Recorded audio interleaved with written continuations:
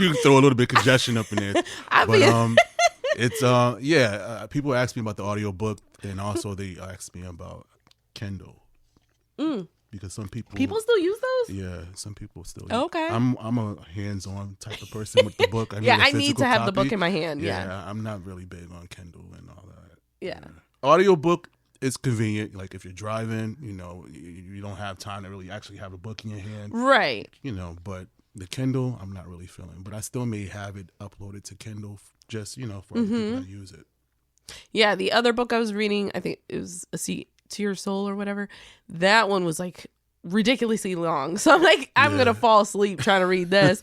So that one I like listen to and I'm like trying to go to bed or like, in my car or whatever, which is probably not good because that guy's voice puts me to sleep. But and I haven't even gotten through like the third chapter yet. But it is nice to have both options. But yeah, right. I'm a hands-on person. I like to feel the book in my hand. I'm still old school. Right. And just because I'm in optics, you shouldn't be staring at a phone that long. So it's just embedded in me. Blue light, people, blue light. Stay away from it. But today's episode, I want to get into, just for sake of everyone being on the same page, identity crisis. I mean, it doesn't necessarily mean you have to have an identity crisis, but I feel like it takes so long to find out who you are in this life. And for me specifically, like growing up in a school that was like predominantly white, there was only a very few black kids in there. And my mother's white and my father was never a thing. So it was kind of hard to like fit in because I didn't look like the black girls. I didn't have the black hair. So they used to hate me for it. They bullied me more than anybody else, to be honest. And then even the black guys, they'd be like, oh, your ass is flat. You ain't got no titties, this and that. You don't have a body of a black girl. You got a body of a white girl. Like, what are you? Yeah. But like people assumed I was Hispanic, and I was like, this one girl told everybody that I was adopted, and like it just made it hard culturally to fit in. And at the time, my mother never explained what happened with the paternal side. So I didn't know what my other race was. I just knew my family was white. That's all I know. And to try to be friends with the white girls, they were nice to me. They were whatever, but I just didn't feel like I fit in. So I used to like walk to Hartford. I would leave West Hartford. I walk to Hartford, go to like Hillcrest and beyond. From anybody who's from Connecticut. Shout out to Hillcrest. Shout out to Hillcrest, my peoples. My stomping grounds, right. I would, hang out with the Hispanics because I looked like them. I knew they called that the hood of West Hartford, right? It was the hood of West Hartford.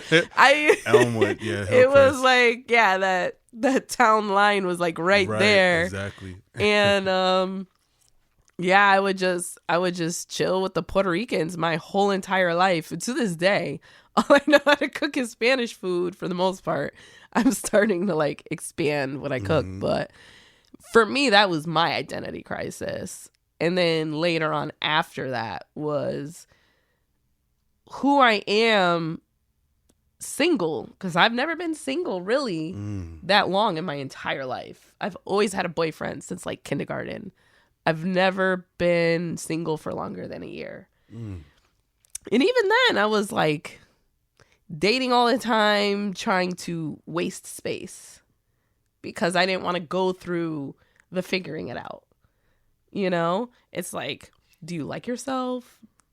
Are you enough? You go through all those things. That's the process, though. I mean, but you can look back on it now and kind of see where you could have done things differently. But now you're in a place where you're doing things differently, right? And for you to acknowledge that, now you know what you can do to move forward and take the time. Like, you're single now, right? Or are you in a relationship? Unfortunately, I'm back in. So you're back in so you're back in a relationship now. He sucked me in again. But now I'm going to go about it differently. Right. With intentions in everything that I say. Right. Because that was our issue before, was a lot of miscommunication. And now that I've been, doing therapy and listening to all these things, now it's like, I know, okay, I have to be more vocal and make sure he understands that this is what I mean when I say it. Right. You know what I mean? And there's something that keeps pulling us together. It's been 13 years, off and on, forever. There's something in the universe. There's something there. That's just like, figure it the fuck out. Right. But now you're applying the lessons from those experiences in the past. And I think that year helped us both. But we'll see what happens. It's still early. I'm knocking on wood. Take it one day at a time. One day at a time. That's real, though. That's real. Yeah, apply those lessons that you learned, and one day at a time. Mm-hmm. Have you ever went through anything in your life like that? I wouldn't necessarily call it an identity crisis, but I've gone through a period of finding myself. Mm-hmm. As I navigate life and navigate spaces and navigate rooms, especially as a black man, as a black queer man, right? So for me, it was even more difficult for me to kind of really come into myself, right, on my own terms, because I lived so much of my life for other people and appeasing other people and living up to other people's standards of what a black man should look like, act like, how I should talk, how I should show up. So I had to unlearn all that shit. You feel me? I had to unlearn all that because that wasn't really who I was. Right. But it was so much of that embedded in me growing up. Yeah. And not necessarily from my home. It was more so from society's standpoint. Right. I mean, I got all the love at home and support from my mom and dad. Oh, that's awesome. So I'm thankful and grateful for that. It was once I got outside the house, and amongst society and amongst my peers and amongst my friends and other family, that I had to kind of really juggle all of that. Right. So it took me, I'm 40 years old now, it took me almost 40 years to finally come into myself. And I'm so at peace now being me, being my dope free self as I am, you know what I'm saying?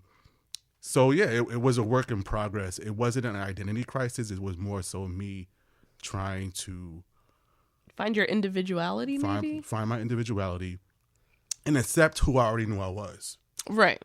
Right. You know what I'm saying? So it was more so I already knew who I was, but I was living for other people. Do you think part of that is like a lot of us just stay here in Connecticut? Some of us might move out, but we always come back. Right. I feel like that has a lot to do with it because not really explore outside you here. touched on it when you said you have to unlearn what you have already learned. Like there's just so much that our old school environment, like the stigmas that they put on us, like things have to be this way. We are, I think, in one of the weirdest generations because we are the bridge between the old school ways and this new free life that our kids get to live. And I'm like I deal with it now. Like, my daughter was going through therapy and this and that, and all her friends are diagnosed with everything you could think of. Right. And it's just like, back in our day, they're like, whack it the fuck off. You'll be all right. Yeah. You don't need no therapist. Times are so different now. Right. Go outside and play. That's all they would say to me. That's what we did until we weren't angry anymore. We went outside until the street lights came on. And then our parents were looking for us. And you just dealt with whatever. We were forced to feel those feelings. I think that's a better way of putting it because there was no distractions whatsoever. I agree. You had nothing but yourself, your family, and your friends. Like, there wasn't the gaming and the social media and the phones. None of that. There was none of those distractions. You were forced to, I have to go make up with this girl or I'm not going to have anybody to sit with at lunch tomorrow. Right. So you were forced to talk about it and get through it. And I think that's what we're missing now. Yeah. Just with technology, social media, like you said. Yeah. We didn't have any of that. So we had no choice but to really, deal with it hands on. You had to. And now it's like. And it was healthier for us then. I think so too. Way healthier. Yeah. Because, shoot, I can't even track down my therapist half the time. I'm like, bitch, it's a red alert. This is not a drill. Where are you? Listen, she probably got about another 100 clients on red alert too. Listen, especially the times we living in right now. It's too real.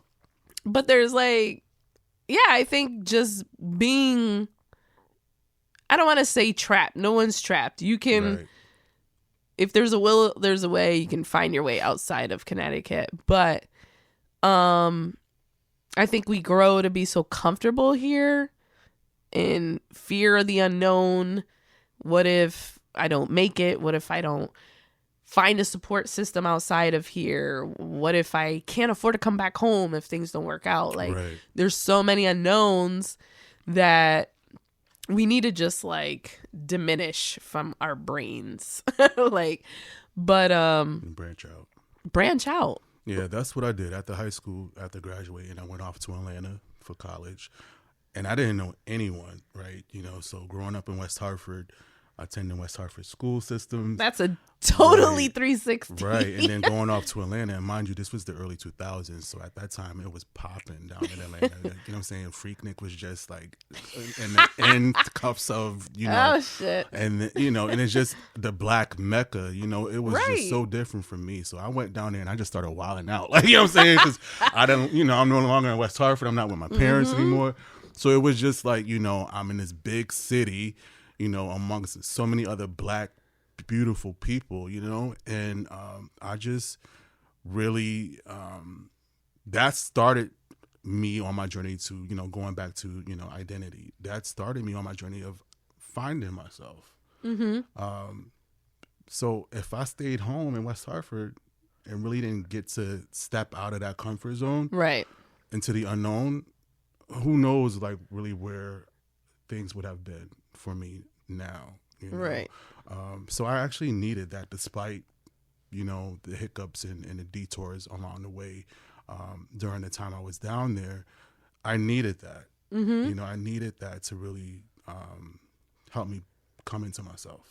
Right. Yeah, I had a chance to move to Hawaii. Okay. I was dating. Hawaii. Yeah, I was dating a Navy man who was stationed in Rhode Island, and for whatever reason, he got to pick his next base. Right. I don't know how, but Rhode Island was on the table, and he wanted me to move with him. But I had a daughter who was a year old, not his, and I was just like, I know I've heard about how expensive it is to live there. Right. At the time, I was only had waitressing as like, and I was a bad waitress at that.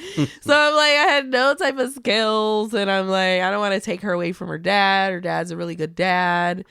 And I'm just like, I was terrified to branch out, and I regret it now. I wish I did. I would have found a way back home if I needed to, somehow, some way. But I wish I did. And I applaud those that have the courage to get out this godforsaken state. I know, I love Connecticut. I do. It's a great place to, raise your family. But you have to, like, get out of here at some point and just explore the world and see what else is out there. So my intention from now on is to explore more. So it's like last year I'm 38 and I just got my passport. Like, that's terrifying. That's a step, though.